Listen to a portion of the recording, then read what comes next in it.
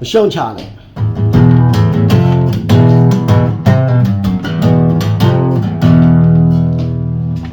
ကိုကြောင့်ကိုတွေးကနေလိုက်ပါအောင်နောက်စားခံပြီးသူများရဲ့အကြောင်းလေးလိုက်ကြည့်ပြောကအချိန်မပြုံးနဲ့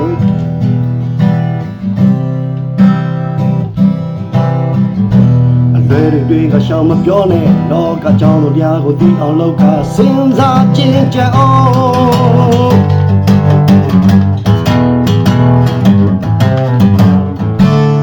ချိန်တိုင်းရဲ့ပြေမှန်နဲ့တွေ့ရလိမ့်မယ်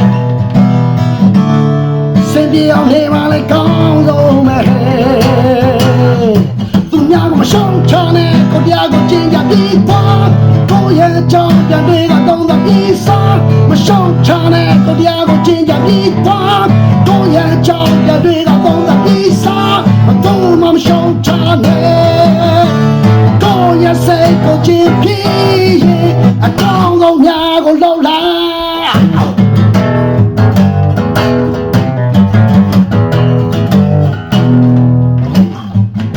ကိုကြောင့်ကိုတွေးကနေလိုက်ပါဘုံတော်စားခံပြီးသူများရဲ့အကြောင်းလေးလိုက်ကြည့်ပြောကချိန်မပြုံးနဲ့